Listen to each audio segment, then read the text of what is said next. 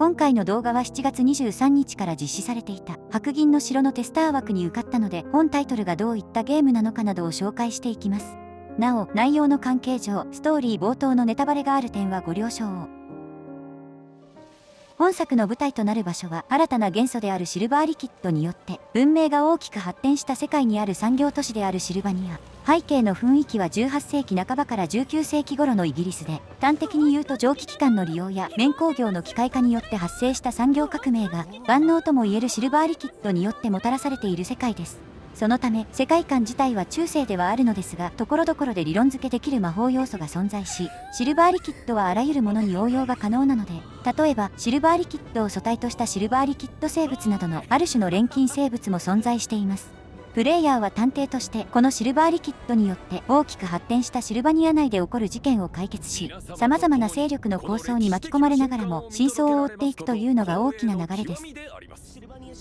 プレイヤーとなる人物は男主人公と女主人公の2人が存在。デフォルトネームとして男性が不銀、女性が無人と設定されており、無人が姉、不銀が弟で選んだ方が探偵、選ばなかった方がアシスタントとして登場します。冒頭こそはダブル主人公形式で物語が進行し、女王の命を狙う犯罪者の計画を未然に防ぎ、逮捕へと導くという多大な功績を挙げるのですが、女王の暗殺には裏で手を引いていた者が存在し、その者はシルバーリキッドを用いてより大きな混乱を起こし、その混乱の対処に当たっていた探偵指定の資格から銃弾を放ち、相棒となる人物は主人公を守るために教団によってこの世を去ることになります。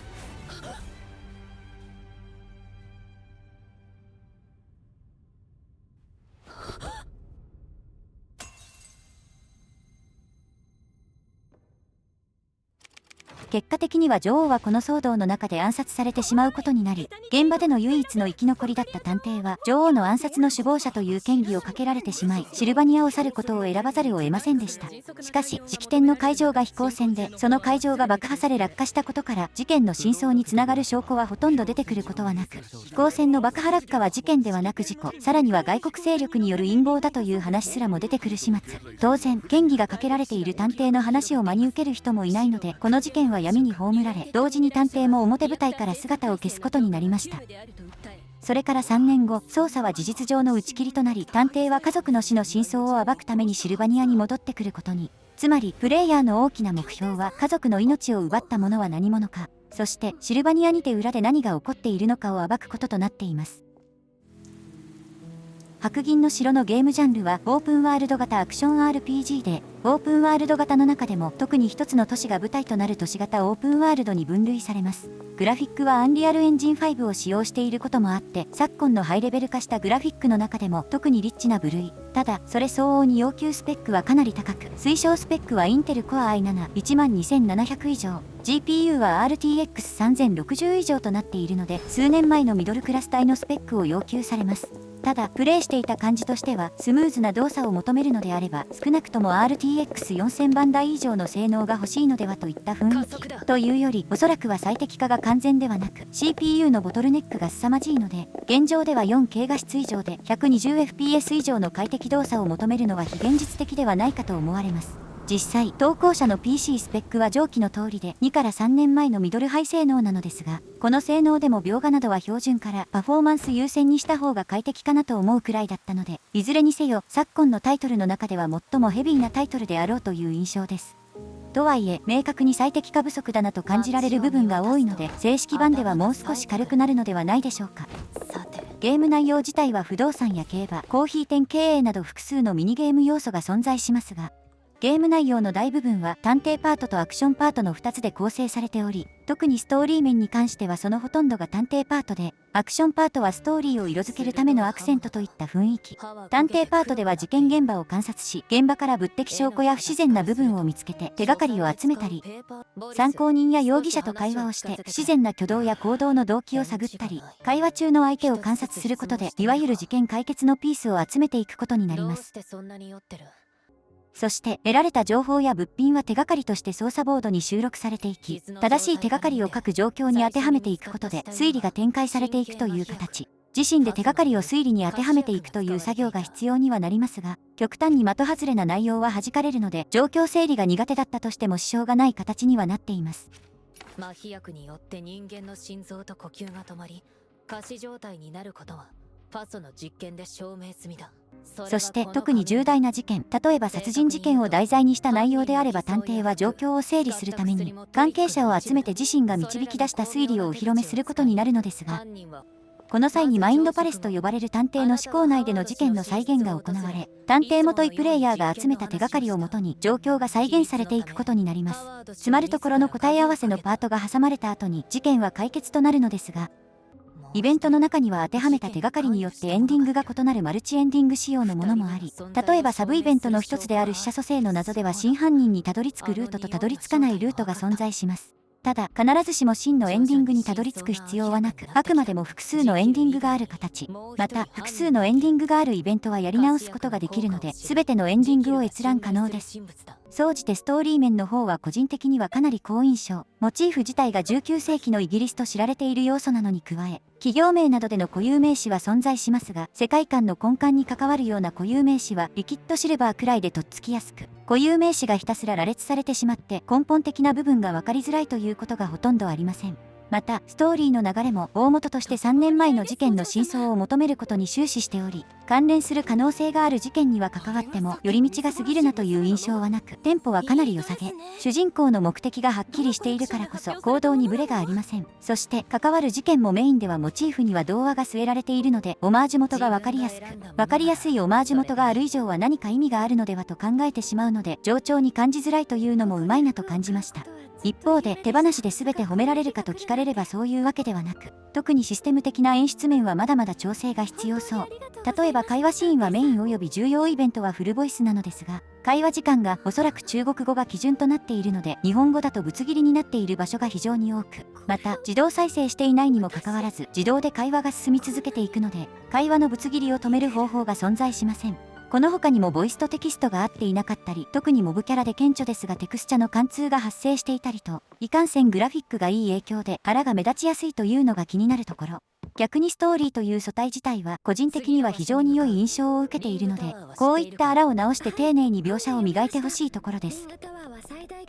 続いて戦闘面の方を紹介。戦闘は4人1組が1編成となる典型的なパターンで、各キャラクターには通常攻撃、スキル、奇襲、必殺技の4つの攻撃方法があり、スキルはキャラクターごとに発動条件が存在。例えばシンデレラであれば通常攻撃などで画面下にある熱エネルギーゲージを貯めることで、スキル発動中はガトリングを放っての攻撃が可能となります。奇襲は画面左下に表示されているリアクターエネルギーが溜まっている状態で他のキャラクターに入れ替えると発動。リアクターエネルギーを消費してこちらも各キャラクター固有のスキルを発動して敵を攻撃する形です。戦闘の全体的な流れはこちらが一方的に攻撃するのではなく、攻撃を適時パリーや回避で受け流して隙を見て攻撃を叩き込むパリーゲーとしての要素が強く、基本的には敵 HP ゲージの下にある気絶ゲージを気絶値が高いキャラクターで貯めて気絶させながら味方の火力を上げたり敵の耐性値を下げることができるサポートキャラクターを織り交ぜて、敵が気絶している間に火力キャラクターで殴るという流れとなっています。そのため敵の攻撃の隙がかなり大きめに取られていることが多く、逆に言えば敵の攻撃中は全くないというわけではありませんが、隙が少なめなので高難易度ほどパリーや回避などの防戦がメインとなる戦闘スタイルです。この気絶キャラで気絶値を上げ、強化キャラでステータスを調整、火力キャラで敵を殴るというのは現状ではどの編成においても共通しているので、キャラクターごとの役割がかなりはっきりしています。ただ根本的にはキャラ育成ゲーなので、デイリー周回などではこのようにご利用しすることもでき、パリーゲーとしての要素は高難易度やストーリー戦闘の方に集約されていると言えるでしょう。そのため常に戦闘が重いということはありません。一方で育成面はかなり重いなというのが正直な印象。キャラクターの育成にはレベル強化、モチーフ武器強化、スキル強化、装備の入手と厳選があり、このあたりはこういった類のゲームとしては一般的ですが、これらの強化素材の入手手段がほぼ全てスタミナによるものなので、なかなかキャラクターの育成が進みません。プレイヤーのレベルを上げていくことでスタミナに対する入手量は増加していくので、終盤になればなるほど緩和されていく形にはなっていますが、往々にして大量の素材が必要なのはゲームの序盤なので、このあたりはどう調整するのかは気になるところです。さらには各種育成素材はキャラクターの属性ごとに細分化されているので、かなり複雑というか、世界観に関係する要素が分かりやすいがゆえに分かりづらさが強調されてしまっている雰囲気。理屈自体は単純なので覚えればなんてことはない要素ですが、同じ類のゲームを遊んでいないと覚える取っかかりが見つかりづらいので、例えば各素材のフレーバー部分にどのキャラに使えるかといった改善があれば慣れやすいんじゃないかなと感じました。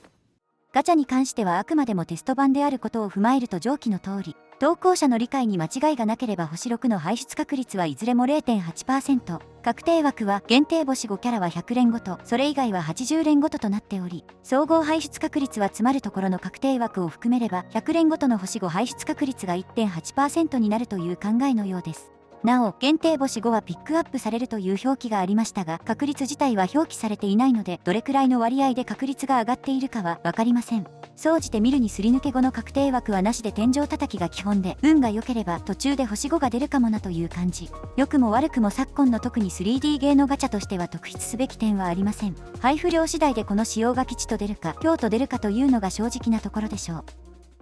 総じてまとめると、個人的にはストーリー面はかなりの好印象。特に主人公がちゃんと主人公として行動し、ポットでのキャラクターが暴れ回るといったこともなく丁寧に描写されており、同時にキャラをさっさと切り捨てるといった場面も現状では見受けられないので、ストーリーのぶつ切り感がなく、一本の探偵アニメやドラマを見ているような雰囲気。一方でストーリーを彩るためのグラフィックやシステムの描写などは詰めが甘い部分も多く、ボイスのぶつ切りやテキストの齟齬、ポリゴン貫通など致命的ではないものの気になる要素は多め。元となるキャラモデリングはクオリティが非常に高いので、表情などももっと豊かになれば、ストーリーでの没入感はトップクラスのタイトルになるかもしれません。戦闘面に関して基本的にはパリーゲーなので、終盤になればなるほど単調になりやすく感じたのでまだ要改善。また、現状だと主軸となる構成が3から4種類程度と控えめなので、キャラの追加で編成のレパートリーが増えてほしいなといったところ。速度感については昨今のタイトルの中ではやや遅めではありますが、むしろもっと一撃ごとの重みを増やした方が特色が出て面白いかもしれません。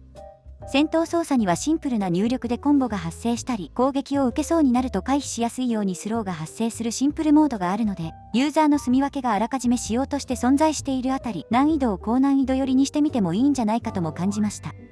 メイン以外を構成する部分、例えばミニゲームやマップ探索などは、良い部分も悪い部分も他のオープンワールドゲーを踏襲してしまっているので、全体を通して目新しい部分がまだ少ないかなといったところ。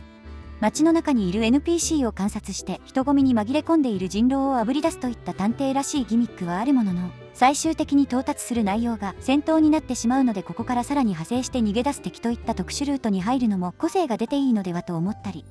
聞いた限りでは最初のテストのフィードバックを反映させてきている部分もあるとのことなので、メイン部分の調整などが落ち着いた頃に白銀の城らしい新たなコンテンツを追加してくれることに期待。以上で白銀の城の紹介と遊んでみての感想を終わります。ご視聴ありがとうございました。